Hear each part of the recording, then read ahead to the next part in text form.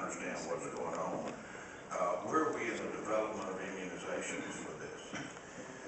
Good question. There has been a phase 1 trial that has been completed, so that it basically is a very small scale safety trial where we give it to a small number of people to make sure that the vaccine itself didn't cause any illness, unexpected illness. So the FDA is responsible for that. I don't know where they stand with getting up to phase 2 trial, which would basically be the same trial, with just a much larger number of people, hundreds of thousands of folks that they give the vaccine, just to make sure that the vaccine doesn't make them ill.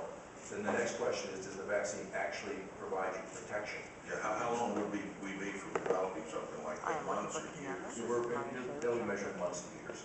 Okay, the next question is from the time that a person is in contact with a person with Ebola, what is the incubation period from that time until they actually start showing symptoms? So it can range anywhere from 2 to 21 days, but most commonly folks who become symptomatic are doing it in the 8 to 10 day range. So a person that comes in contact with it and he gets on the plane and flies here, he may not exhibit any fever at all, yet he could have been in contact with it within that time period before he actually shows it. I think that's what may have happened with the person who died in Dallas. That's exactly what happened. So that's a big concern. And also, since we're saying it's not airborne, it concerns me that, if you cough or you sneeze, and if it's a virus, people that, don't know what a virus is, it's not really a bacteria type thing, it's not alive, it's like a DNA or a molecule.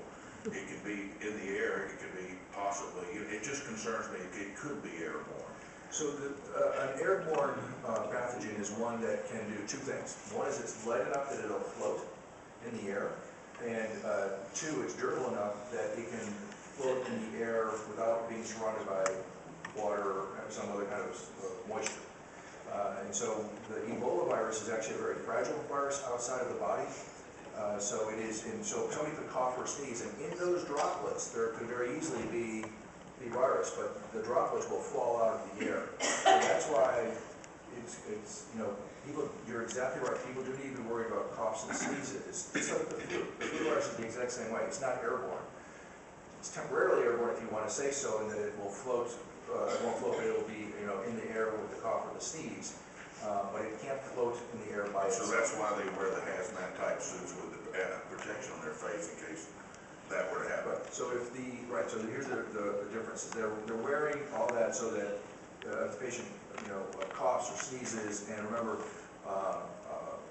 it's in every body fluid. So, urine gets splashed or diarrhea gets splashed, so it's really splash protection. When we are looking at airborne, that's when people wear the respirators that have the big filters or the air packs and things like that. So well, thank you so much for letting us know what the incubation period is and the exposure period. Thank you very much. Councilman Martin. Thank you, Mayor. Thank you, Dr. Persse and Director Williams. We have thousands of healthcare workers in our city. What seems to be particularly alarming is that after Mr. Duncan was quarantined, the healthcare workers took every precautionary measure that they could do to protect themselves from this virus. They wore hazmat suits that we just described. They did full sterilization procedures. Yet Mrs. Pham, the nurse, came down with the Ebola virus. The explanation that we were given that protocol was violated. So what exactly was the protocol that was violated, and what exactly can we learn from this situation in Dallas to protect our healthcare workers in Houston? Because it seems like your explanation is everything they did in Dallas, but yet people are coming down with the virus when they're in full hazmat gear. Right. So we don't know, but, and you're right, they came back and they said that the protocol was violated, but they haven't, reverse engineered that process yet to find out where things are wrong. At least I've not heard what they've decided. And we need to wait until they do that investigation. So I can't specifically answer the question because I don't know.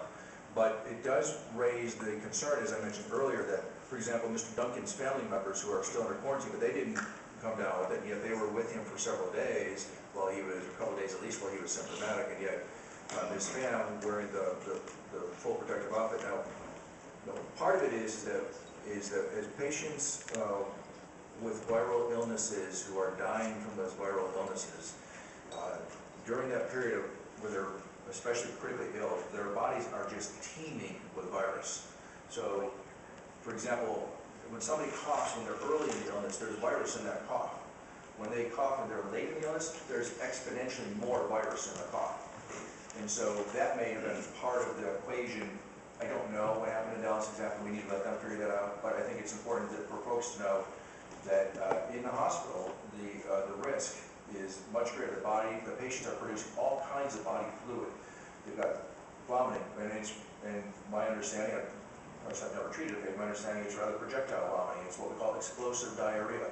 And they begin to bleed through their skin and the eyes, ears, nose. There's a lot of bleeding that occurs. So there's a lot of body fluids that are now part of the equation that when the patient only has fever are not posing risk to those that are taking care of them. So that's part of it. It makes it more complicated. Thank you. Dr. Persse, in my reading, one of the challenges is that these protective suits are great, but a lot of people don't know how to take them off properly. And that's most common when the feeling is the disease is transmitted.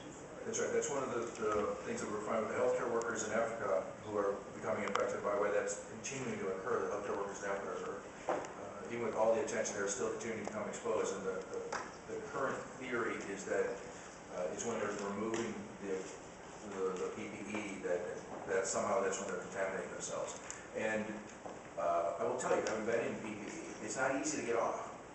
You know, it's easy. It's actually easy to get on because you're going to put on but getting it off, you got to remember you're fatigued, you're sweating because these things don't breathe very well, right? You're quite fatigued, and everything's wet. Everything's wet on the outside of the suit. Everything's wet on the inside of the suit from my own perspiration. And so it's not inconceivable how that is the high risk activity, is taking the doffing of the suit. Councilmember Cohen? Thank you, Mayor. Thank you both very much. I have the privilege of serving on a hospital board, and we actually had a meeting yesterday, and of course the subject was paramount.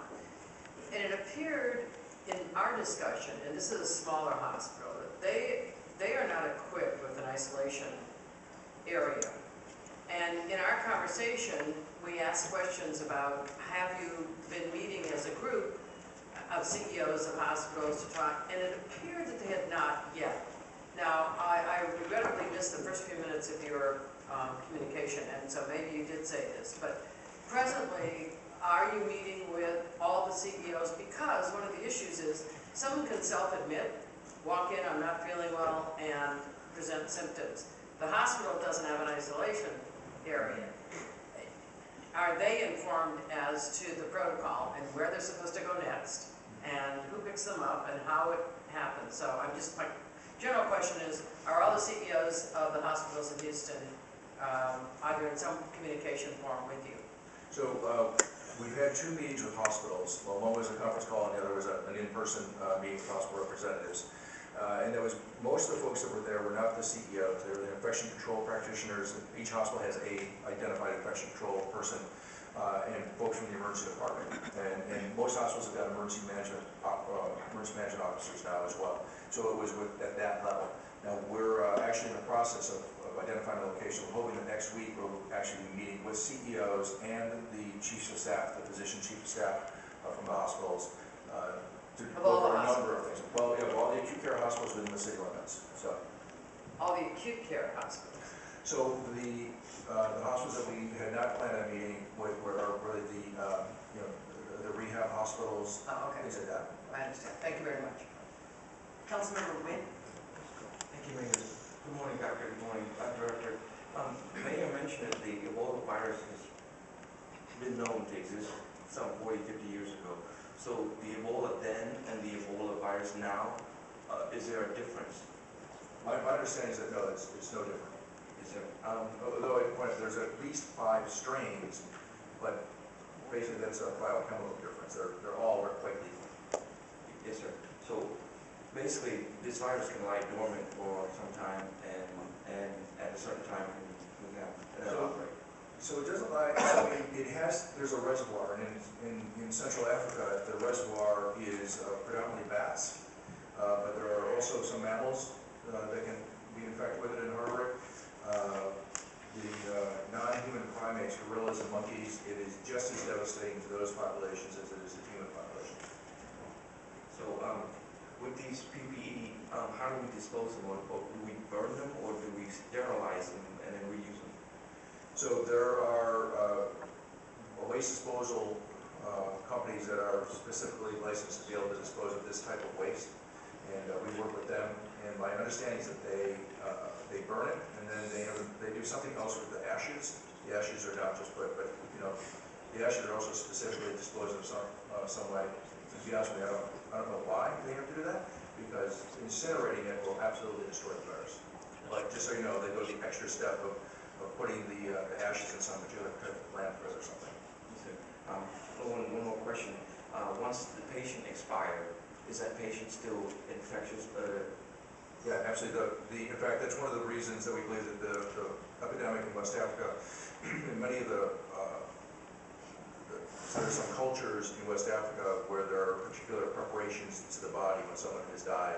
It involves washing the body and evacuating certain parts of the body, which are, if that person just died from Ebola, they're teeming with viruses. So that's an extremely high risk